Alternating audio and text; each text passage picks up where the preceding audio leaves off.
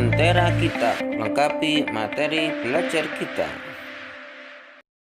Assalamualaikum warahmatullahi wabarakatuh. Semangat pagi. Yes pagi. Allahu Akbar.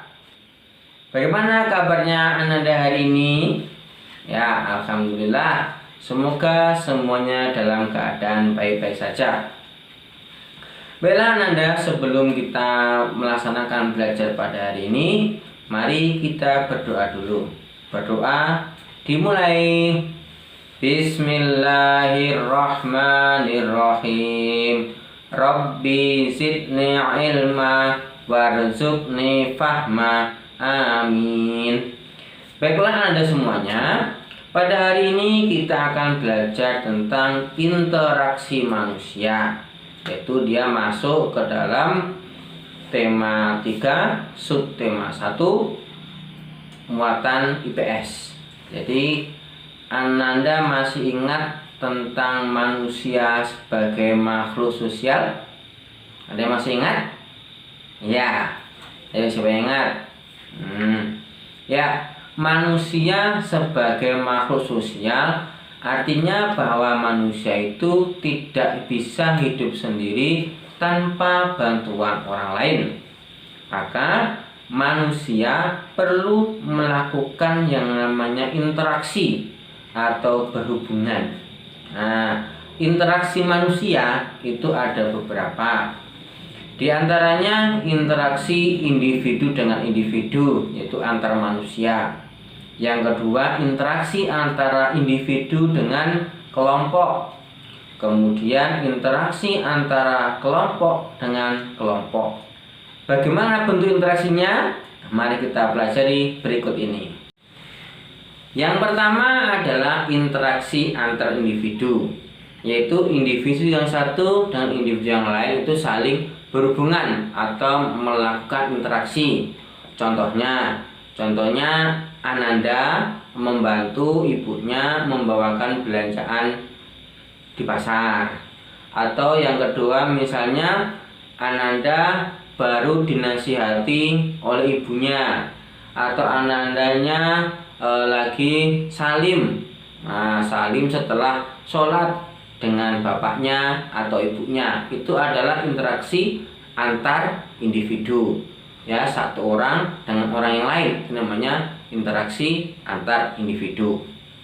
Yang kedua adalah interaksi antar individu dengan kelompok. Jadi satu orang berinteraksi dengan banyak orang. Misalnya adalah guru. Nah, ini Ustadz lagi mengajar anak-anak di kelas. Nah, sedang mengajar anak-anak di kelas, itu interaksi individu dengan kelompok. Kemudian yang ketiga, interaksi kelompok dengan kelompok. Nah, gimana Ustadz kelompok dengan kelompok?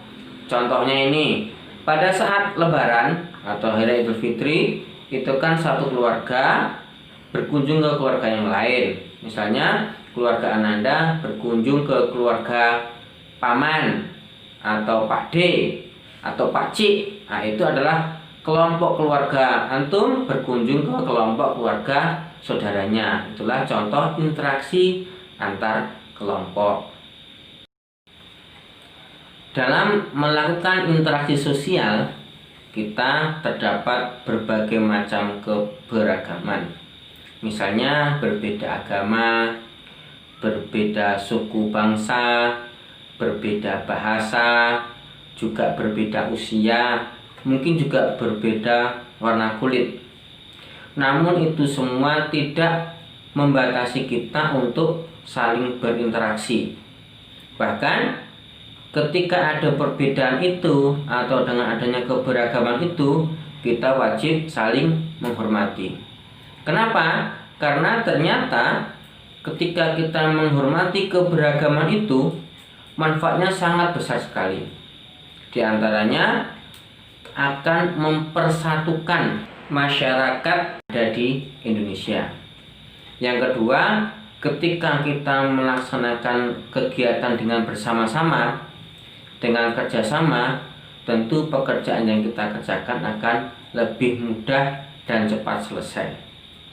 Dan yang selanjutnya adalah bahwa dengan kerjasama itu akan menciptakan kerukunan. Ketika hidup rukun, maka kehidupan akan damai dan kita akan menjadikan hidup kita lebih bahagia dan sejahtera. Selain manusia berinteraksi dengan manusia yang lain, manusia juga berinteraksi dengan lingkungan alam sekitar. Nah, contohnya gimana Ustadz? Ya, contohnya ketika seorang petani itu menanam tanaman di ladang atau di kebun, itu adalah contoh interaksi manusia dengan alam. Contoh yang lain adalah nelayan. Ya, nelayan mereka mencari ikan di laut, alam laut. Nah, itu adalah manusia berhubungan dengan lingkungan alam. Baiklah Anda semuanya, itulah yang kita pelajari hari ini. Terima kasih atas perhatiannya dan semoga kita bisa kembali belajar di sekolah, bisa bertemu lagi untuk belajar bersama-sama di sekolah. Tetap patuhi protokol kesehatan, tetap di rumah aja, dan assalamualaikum warahmatullahi wabarakatuh.